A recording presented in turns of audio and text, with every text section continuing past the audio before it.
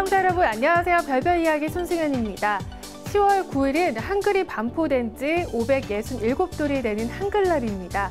그동안 국경일이었지만 공휴일은 아니었던 한글날이 지난해 법정 공휴일로 재지정되면서 올해부터는 빨간 날이 되었는데요.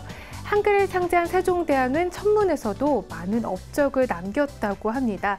어떤 게 있을까요? 오늘도 우리들의 궁금증을 해결해 주시는 이태원 교수님과 함께 이야기 나눠보겠습니다. 교수님 안녕하세요. 네, 안녕하십니까. 네, 한글날. 세종대왕께서 우리를 하루도 놀게 해주신 거 정말 감사드리는 날이기도 한데요.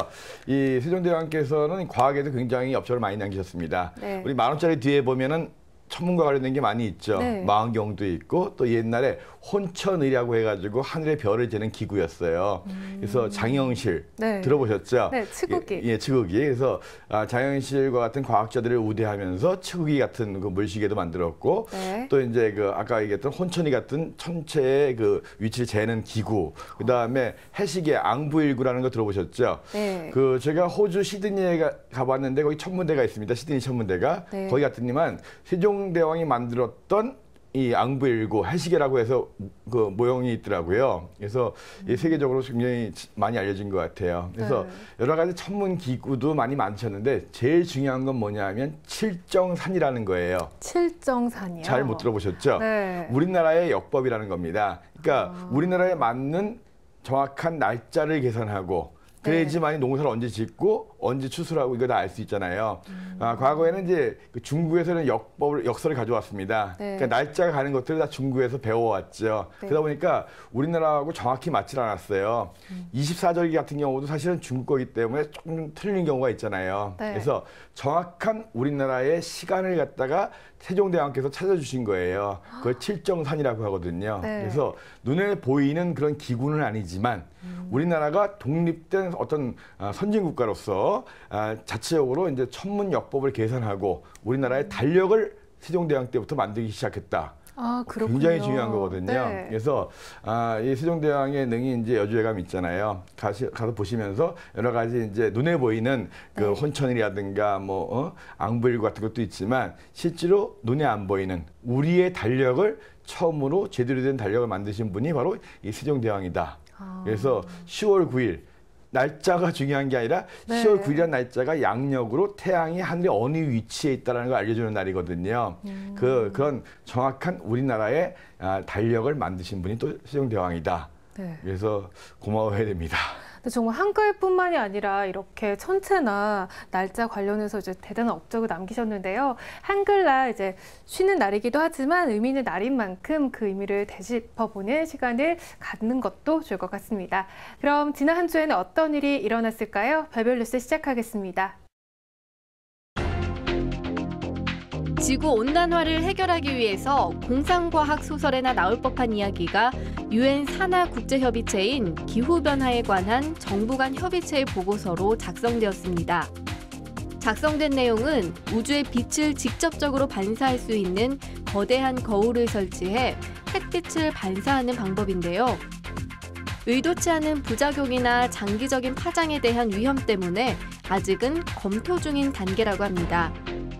그리고 지구온난화 문제를 더는 방치할 수 없으며 이런 추세라면 2100년쯤에는 해수면이 최대 91.4cm 상승해 도시가 물에 잠길 수도 있다고 전했습니다. 요즘 전 세계적으로 지구온난화로 인한 기상이변이 나타나고 있습니다.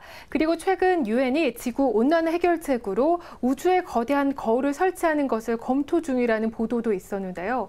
영화 속에서나 나올 법한 이야기 같은데 교수님 이게 가능한 일인가요? 네, 뭐 불가능한 건 거의 없죠. 네, 그 기후 변화에 관한 국제 정부 간 협의체 IPCC라고 유엔 산하에 있는데요. 여기에서 이제 5, 6년마다 보고서를 내놓습니다. 이달에 내놓은 보고서가 바로 이 태양 복사열을 막기 위한 방법으로 우주에 거울을 설치하자. 그러니까 거울을 설치해가지고 태양빛을 우주로 반사시키는 거예요. 지구로 들어오는 태양 복사열을 그만큼 줄이겠다는 거죠.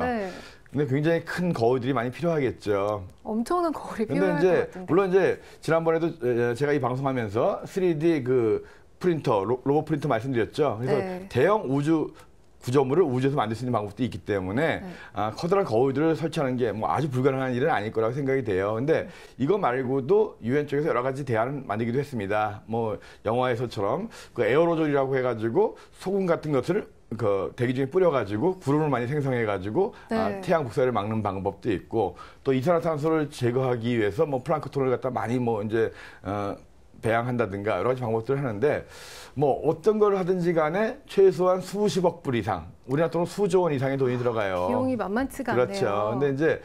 근데 문제는 좀 여러 가지가 있습니다. 과연 지구 온난화가 정확한 것이냐 하는 것에 대해서도 학자들 사이에 논란이 좀 많아요. 그러니까 오히려 지구 온난화가 아닐 수도 있다는 학자들도 있고, 그래서 뭔지 모르겠지만 어쨌든 간에 지구의 환경을 보호한다는 건 굉장히 중요한 일이죠. 근데 그 영화 설국 열차에서처럼 잘못해가지고 오히려 그것이 또 지구 환경을 더 파괴하는 이런 일이 날 수도 있기 때문에 하여튼 뭔가의 변화를 준다는 건 조심해야 될 부분인데요. 아무튼 지구 온난화 중요한 문제긴 한데요. 그걸 갖다가 이제는 정말 우주에 거울을 설치해서 햇빛을 반사시키는 그런 거대한 글로벌한 규모의 프로젝트도 이제 생각하고 있다는 걸 보니까 그래도 상당히 이 지구 온난화 문제가 전 세계적으로 관심거리인 건 맞는 것 같습니다. 네, 지구 온난화 문제가 정말 심각한 수준이기 때문에 이러한 다양한 연구들이 나오는 것 같은데, 이렇게 뭐 이런 연구를 통해서 문제를 해결하는 것도 좋겠지만 비용도 많이 들고 실생활에서 우리가 하나씩 해결할 수 있는 그런 소소한 일들을 해나가는 게 중요할 것 같습니다. 별별 뉴스에서 다음 시간에 전해드린 새로운 소식도 기대해 주세요.